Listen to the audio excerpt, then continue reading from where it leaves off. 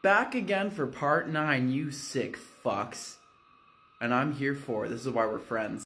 Oh, and for the love of androgyny, hello. I'm out here in Brisbane for just a couple more days, and yeah. So Vera walked in the bathroom and saw all that shit, and she blamed Tina.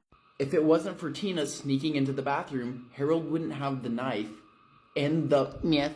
It's her fault that Harold was put in this position. If she wasn't so stupid and snuck back in, it's not her son's fault.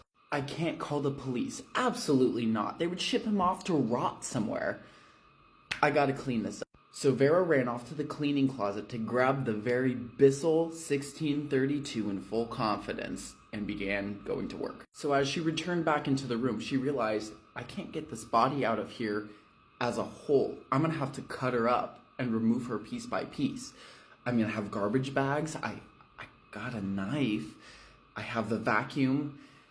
Oh God, I can't get my uniform dirty. So she stripped down in front of her son and she got to work. Harold was still very much under the influence, eyes wide, still gnawing on, can't make the hand motion. Still gnawing on the rib cage as his mother began removing Tina part by part. And the whole time Vera is thinking to herself, it's your fault, Tina, that my son is acting this way. It's not his fault, it's the drugs. And she's sent back into that trauma where she was stuck in the house at the Slob, seeing Sandra all over again. Tina was scalped in the bathtub, and that sent her into the flashback of seeing Sandra and her scalped head, reliving it over again, realizing her life and her trauma is a cycle, and she cannot get away from it. No matter how many times that she can go to therapy and recover, she cannot escape her trauma. And it's because of her son and the issues, but it's also not his fault. It's my fault. I keep putting myself in these positions, but it's just chasing me. This life is exhausting. And as she's cutting Tina up and putting her in bags and cleaning as she goes, she's thinking to herself also that I showed Tina kindness. I bonded with her, and this is how she repays me, drugging my son, getting herself killed, putting herself in this position all over again. She could have just left. She could have left, but here we are, in plastic bags, trying to remove your body from the room where this started. This is ridiculous. So Vera cleaned up the room.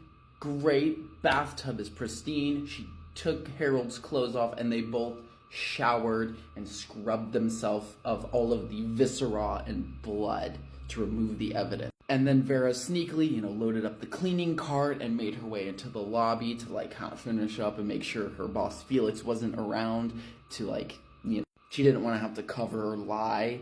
But at that very moment, as she entered the lobby, the little ding bell happened when a customer walks through the front door, that little bell that chimes, and in walks Detective Wells. She was not expecting this to happen. Wells spots her, and he's like, Vera, hi, the very person I want to talk to. How's it going? Vera was caught off guard, and she's like, oh shit, I gotta lie now. Oh, Detective Wells, oh my gosh, it's been a while. Hi, how's it going?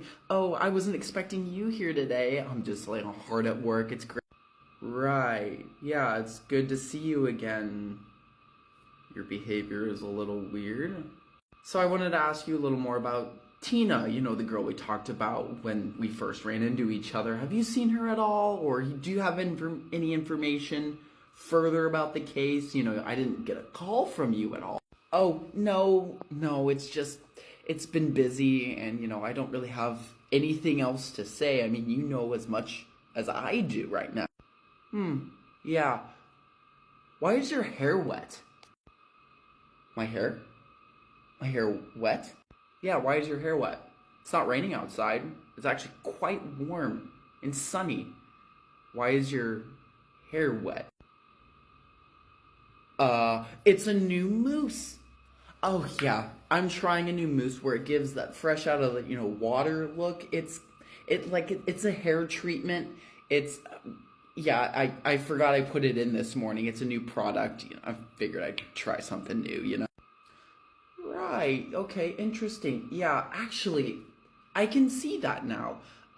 What's the brand? You see, my wife is looking for something damn near similar to that. Um, it's a more self-care thing, but if you could give me the brand of what you're using right now, it looks great. Maybe I'll pick some up for her on the way home. Yeah, so you see, it's like a brand new product. I don't actually remember. I just saw it and I picked it up, and it's, yeah. So my dumbass forgot that they didn't talk about Tina yet, so I'm just getting the story all fucked up already. Anyway, Vera, so pulls out a picture from his pocket. Have you seen this woman at all? Vera looks at the picture, who was of a younger Tina, and, she felt a little sadness and like, oopsie. Oh, maybe. A lot of people come through this motel. I think she looks kind of familiar, but it's hard to say. So this is Tina. She has a connection with the two deceased from that room for the cave. And I was just wondering if you've seen her, because she's got a close tie, and it's just ironic because the last person that was confirmed to speak to her before she went missing was you. Me? Oh, I'm trying to think. That day was pretty busy. I did interact with a few customers coming by. There was a lot going on that day. She does look familiar, but I haven't, I don't know. I'm sorry, Detective Wells. I'm actually really busy today, and I would like to answer your questions more, but I'm kind of on a time crunch. If I remember or have any more information, I will call you. Gotcha. Yeah, no, keep in touch. This is unfolding, and I'd really like to communicate a little more about this, but I'll leave you be. Cheers. That was a close one. That was stupid of me. Stupid. That was close. All right. So Vera yeeted out of the lobby as fast as she could, wrapped everything up, and rushed Harold out of the motel along with the bags full of Tina. So Vera made it home, tied Harold to his bed as he was coming down from his high. He acted like a rabid dog, snipping and growling and just flailing everywhere. The only way to keep him put was to tie him to his bed frame and keep him in one spot. Vera put the bags full of Tina in their basement because she didn't know what to do with it for now. And she had to force the rib cage from Harold. You can't, that's going with the bag, Harold. You're done chewing on that now. Bag in the basement, Harold on the bed, Vera in her own thoughts trying to rationalize everything that she's been through since. Harold can't help himself. He was on drugs. Meth is that is a hard drug. He couldn't help himself. What's the word? Predispositioned? He is predispositioned for a life like this. He can't help himself. She put herself in this situation. There's still a part of me in him, and I know, he's just a boy. My goal as a mother is to find that little light, that purpose inside him, and to help him through life so he can flourish and be a human being. This is it. When he happens to find that light, it'll all be worth it, and it's gonna be fine. Vera was also mad at Daniel for leaving, but at the same time, she didn't blame him.